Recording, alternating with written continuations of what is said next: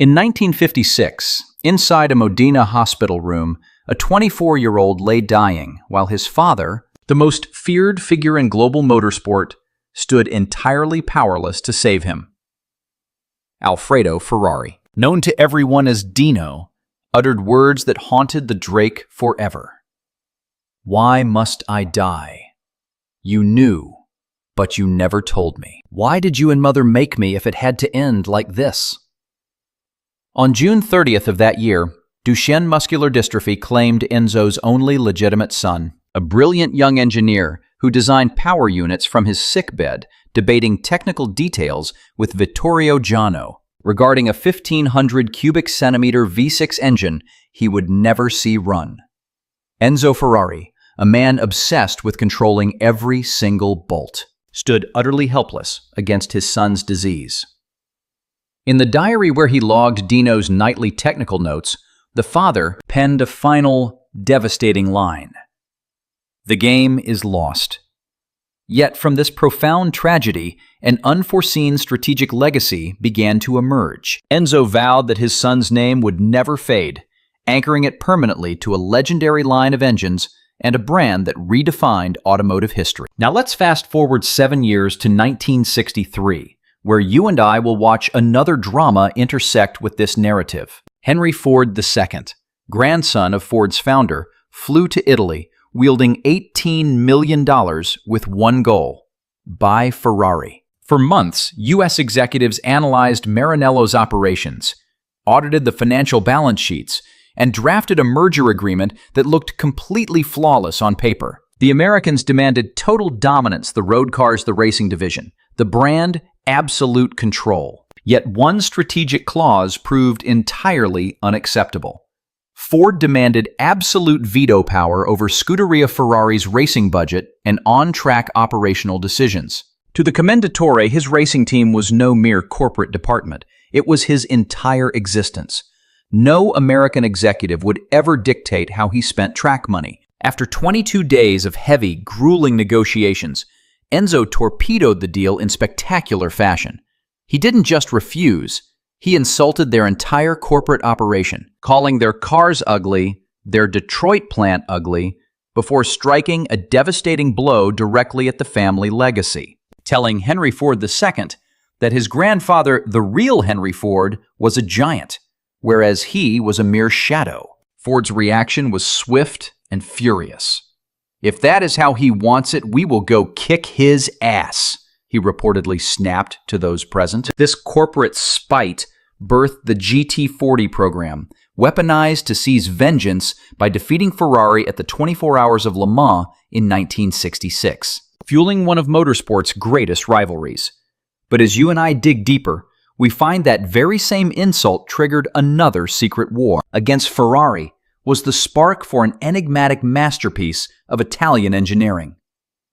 After slamming the door on Ford, Ferrari faced a massive strategic crisis. He urgently required capital and an industrial ally.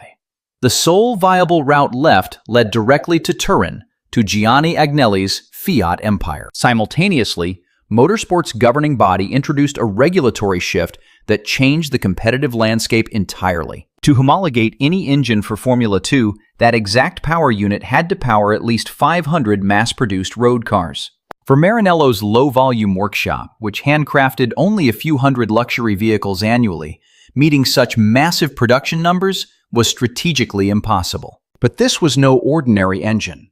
It was the unique V6 layout that Dino Ferrari had passionately helped design before his tragic passing. It was a power unit carrying his name, serving as the ultimate engineering monument, an emotional bridge between a devastated father and his lost son. Enzo refused to let his son's final design sit dormant. It had to compete on track. It had to dominate. To achieve this, he desperately needed Fiat's massive manufacturing infrastructure.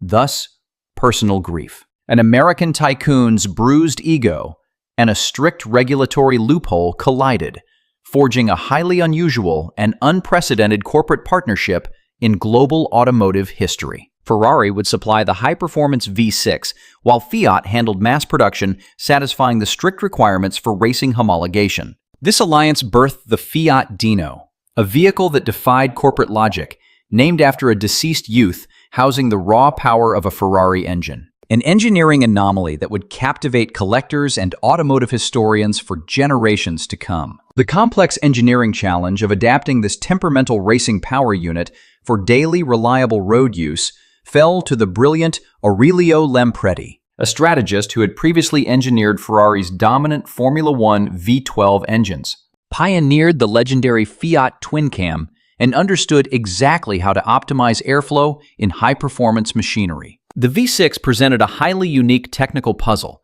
boasting an unusual architectural anomaly unseen in other six-cylinder engines of its era, specifically a 65-degree cylinder bank angle, defying the standard 60 degrees dictated by physics and mechanical geometry. This unusual choice was driven purely by competitive demands. Enzo insisted on perfectly straight, unrestricted intake ports to maximize performance. And those extra 5 degrees provided the exact clearance required to position the carburetors for optimal volumetric efficiency. Though seemingly minor on paper, this structural detail completely transformed the engine's mechanical character, imbuing it with a distinct acoustic signature and mechanical soul that no rival power plant could match. Lampredi's road-going production version was an all-aluminum 2-liter engine, utilizing chain-driven dual overhead camshafts for each cylinder bank. Fed by triple Weber carburetors and boasting Dynaplex electronic ignition, it revealed a level of tech that you and I now take for granted. The resulting V6 power plant was a highly refined masterpiece, revving with turbine-like progression, yet it retained a distinct, fiercely uncompromising character. Below 4,500 revolutions per minute, absolutely nothing happened. The engine ran quietly, almost lazily, as if waiting for a cue. But then it would suddenly erupt, delivering a breathless, ferocious surge of power straight to the rev limiter. It was an engine that demanded a specific driver, rewarding those brave enough to hold high revs while punishing anyone expecting a standard, mundane commuter car. Yet here lies the historical irony that still amuses analysts today. The power plants built for both the Fiat Dino and page billet the Ferrari Dino 206 GT rolled off the exact same Turin assembly line built by identical workers with identical parts, with absolutely zero mechanical distinction between them. Yet when it came time to officially declare the horsepower figures, Fiat claimed 160 horsepower while Ferrari claimed 180. How do you and I explain this strategic discrepancy? The answer reveals the calculated pride of Enzo Ferrari. The commendatore would never tolerate a basic Fiat matching his prestige. And if avoiding a shared power rating required inflating the paperwork, then so be it. It was a marketing fiction, completely devoid of any technical basis. A fact later documented by automotive historian Jean-Pierre Gabriel in his research on these Turin-built Ferraris. As Lampredi refined the engine, a fierce design war erupted between Italy's two rival coach builders to dress this spectacular chassis. Pininfarina struck first, securing the contract to design the Spider, a sleek, open-top two-seater aimed at high-end lifestyle buyers. Debuting at the Turin Motor Show in October 1966, the Spider was low, with a sweeping hood and short deck, a classic silhouette evoking the carefree Riviera lifestyle, built for coastal cruising with the wind in your hair and a roaring V6 soundtrack. But the real strategic disruptor arrived months later. At the 1967 Geneva Motor Show, a new contender emerged. Bertone unveiled their Dino Coupe. What the public witnessed was not merely a roofed Spider, but a completely different machine, differing entirely in philosophy and market ambition. With its wheelbase stretched by 27 centimeters to offer 4 real seats, this coupe was an imposing Grand Tourer 451 centimeters long, possessing a commanding presence that turned heads on every street. The design history here is a drama of its own. Giorgetto Giugiaro initiated the project while still employed at Bertone, but his sudden defection to Ghia left the unfinished canvas to a young, unproven designer destined for historic greatness. That man was Marcello Gandini, who would soon emerge as one of the most brilliant minds in car design. The very designer who would soon pen the legendary Lamborghini Miura and Countach, took Giugiaro's concepts and radically reshaped them. He delivered sharp, almost menacing lines that stood in stark contrast to the soft elegance of Pininfarina's classic Spider, creating a design tension that remains a unique anomaly in automotive history. Two entirely different bodies penned by fierce design rivals, built on shared mechanical underpinnings, yet projecting polar opposite visions of performance. The Spider represented pure, unadulterated seduction, while the coupe was raw muscle tailored in an elegant suit. Buyers quickly voted with their wallets, choosing the practical four-seat Grand Tourer over the open Roadster by a landslide, dominating sales charts and cementing itself as the definitive edition of the platform. But as you and I analyze its history, we see the original 2-liter model suffered from engineering limits Turin knew all too well. The live rear axle and leaf springs belonged on a commercial delivery van, not on a sophisticated, high-performance Grand Tourer, making hard cornering dangerously unpredictable. Furthermore, the exotic all-aluminum engine proved fragile under stress, and despite its lightweight responsiveness, it suffered from reliability flaws unacceptable for a premium long-distance cruiser. Fiat recognized that converting this beautiful but compromised machine into a true flagship required an immediate, massive engineering overhaul. At the 1969 Turin Motor Show, they delivered precisely that, debuting an extensively engineered second-generation model that altered almost everything beneath the sheet metal. While preserving the gorgeous exterior, they enlarged the engine to 2,400 cubic centimeters. But the critical evolution was structural.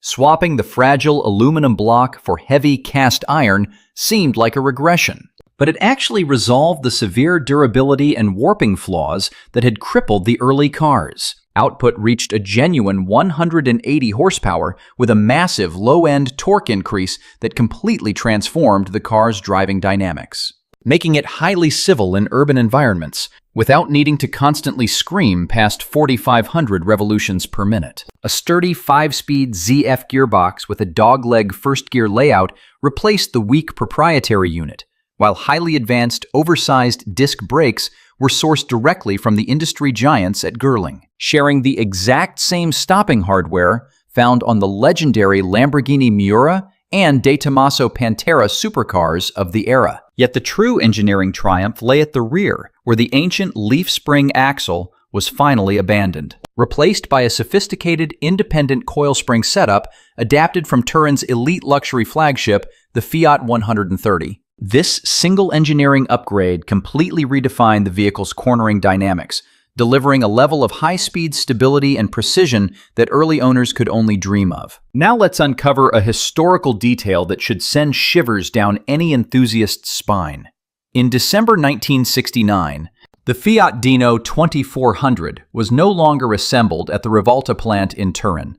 Instead, strategic decisions moved it to Ferrari's Maranello line, right next to the Dino 246 GT. Think about the historical irony: a humble Fiat physically born inside Enzo Ferrari's legendary factory, built by the very hands crafting prancing horse models and subjected to Maranello's strict quality control. How could this fail-safe strategy not add a touch of myth to a vehicle that already carried a Ferrari heart under its hood?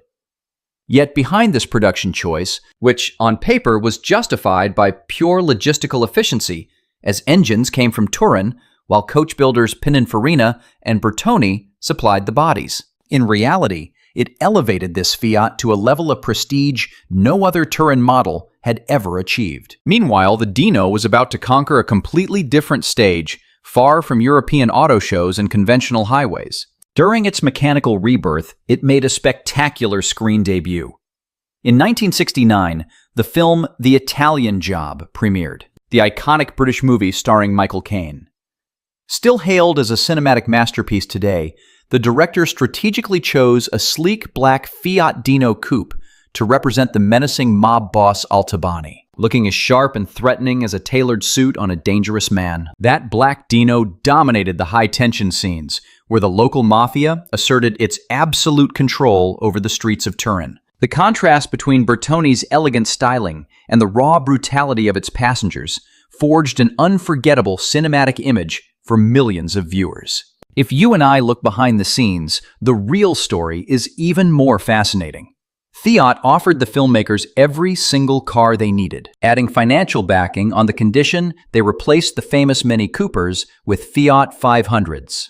A compromised director, Peter Collinson, flatly rejected, insisting the film remain a thoroughly British story to its core. Yet Fiat did not back down, ultimately donating dozens of vehicles for other scenes and even opening the gates of their historic Mirafiori factory, where the rooftop test track became a makeshift street for the iconic stunt jump from one building to another. And when city officials refused to close streets for the high-speed chase scenes, an unexpected power broker stepped in, the actual Italian mafia. They took it upon themselves to halt traffic across Turin, enabling the crew to capture that chaotic urban panic which looks so authentic, because the frustration of those gridlocked drivers was entirely real. But the fate of that cinematic black Dino reveals a harsh truth about classic Italian manufacturing. Director Collinson fell so deeply in love with it during the shoot that he purchased the car, importing it to England as a permanent memento of his Italian adventure. But English weather and the notorious vulnerability of Italian steel to rust took a devastating, inevitable toll of that magnificent coupe, which had perfectly cast a shadow of mob power on screen. Nothing survived except two doors, the only relics that time and corrosion failed to completely consume. When assembly lines halted for good in 1972, the strategic legacy of the Fiat Dino became clear. Today, its production numbers obsess collectors worldwide. Only about 7,800 units ever left the factory, with roughly three-quarters sold as coupes and a mere fraction as spiders. The market clearly favored Bertoni's practical Grand Tourer over Pininfarina's open-top allure. But look closer, and those numbers hide extreme historical rarities that are virtually impossible to locate today. Only 420 units of the 2400 Spider were built, making it one of the rarest Italian sports cars of its era. Today, collectors hunt for it like lost masterpieces. Who would have predicted that a humble Fiat, regardless of its pedigree, would become such a highly coveted asset, commanding market prices well over 80,000 euros for pristine survivors? The Dino nameplate faded from active showrooms, but its mechanical heart was destined for an even greater historical legacy. This is where you and I uncover the most incredible chapter. Just as the final Dinos rolled off the Maranello line, a brilliant tactician in Turin with ruthless ambition was developing a project that would completely rewrite the rules of international motorsport. His name was Cesare Fiorio, the visionary head of Lancia's racing department. He conceived a radical strategy, build a machine designed from day one solely to dominate rallies, bypassing the traditional practice of converting a standard production car. Instead, he engineered a pure racer from the ground up, manufacturing only the bare minimum of road-going units required for racing homologation. That weapon was the Lancia Stratos.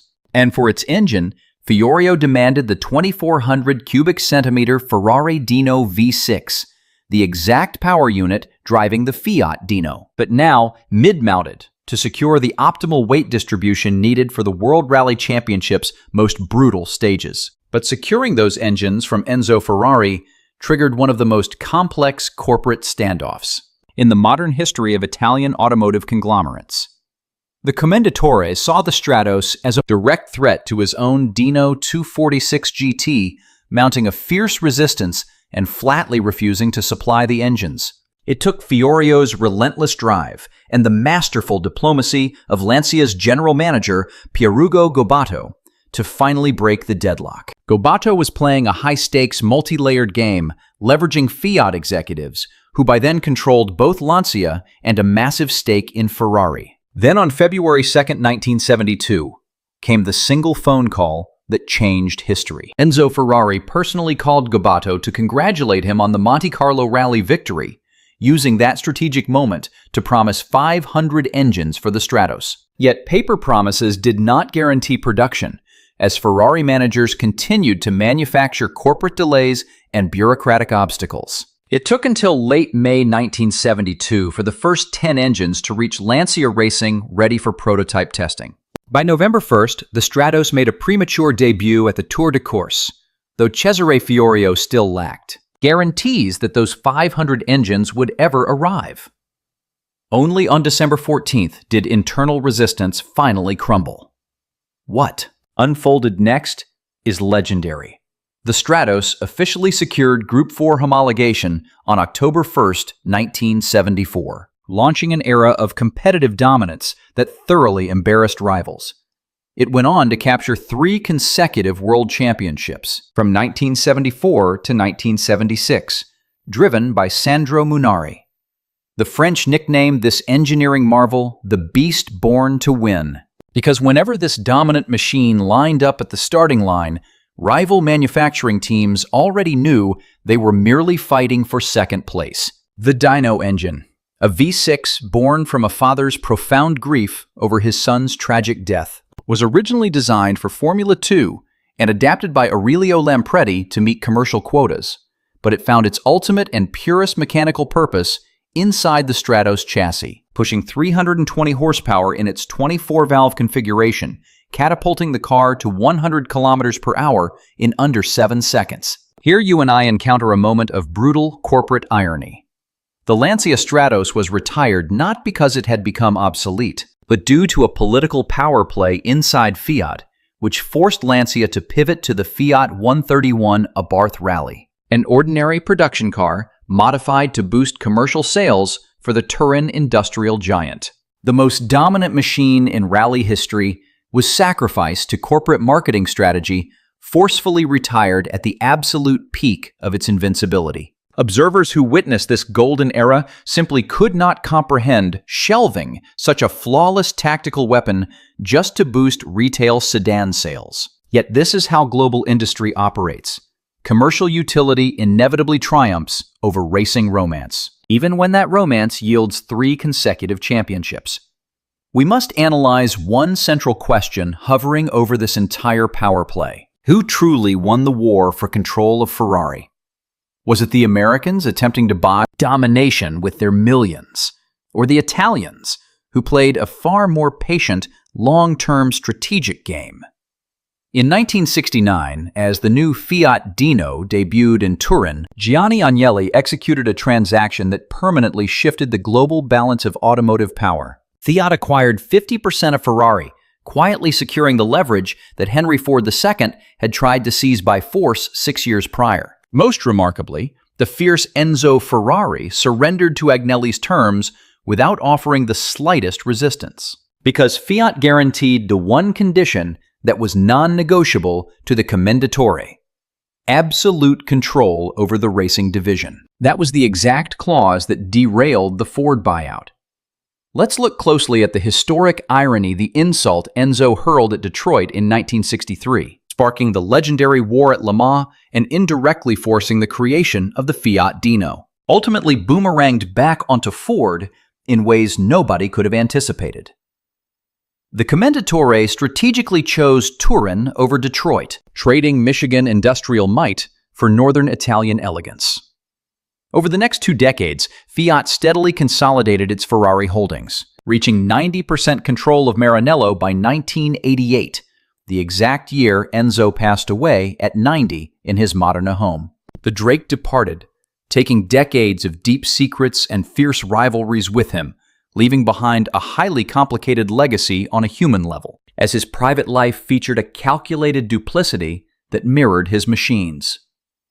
For decades, Enzo maintained a hidden parallel household with Lina Lardi, a young woman he met in the 1940s who gave birth to his second son in 1945, Piero.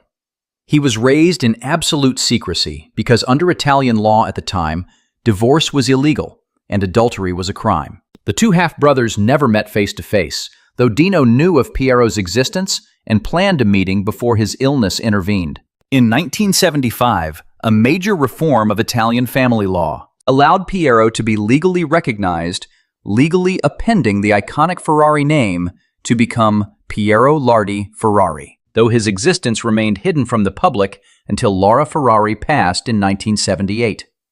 Yet Piero later performed a gesture that reveals the profound, unspoken bond between these 2 estranged brothers. Years later, investigators located a vintage Fiat 750, the final car Dino purchased before his illness claimed him. Piero tracked it down and bought it, restoring it meticulously as a historical relic.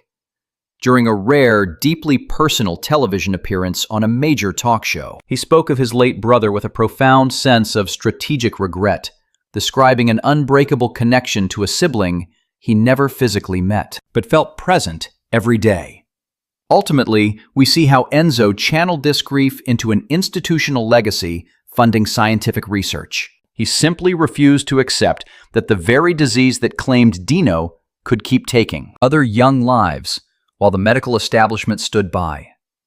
In 1981, partnering with Dr. Guglielmo Scarlato of Milan University's clinic, he established the Dino Ferrari Center, an advanced research hub targeting neuromuscular diseases, immortalizing the name of his son, who died at just 24. Enzo personally financed training for young neurologists, sending them to specialize at the world's most advanced medical institutions.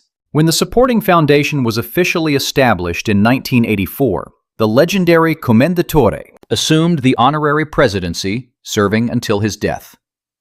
Today, this hub publishes crucial research in journals like The Lancet, Nature, and Science.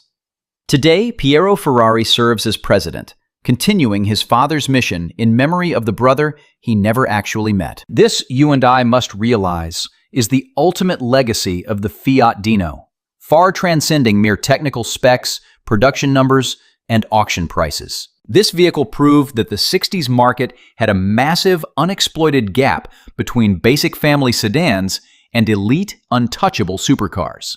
It was a middle ground, offering a legitimate racing engine styling by legendary Italian coach builders and pure driving dynamics at a price that, while expensive, did not require a billionaire's bank account. Before the Dino, anyone wanting a Ferrari V6 had to buy a full Ferrari, spending sums that average citizens could never earn in a lifetime. After the Dino, the boundary between dream and reality dissolved forever, forcing the global industry to pay attention.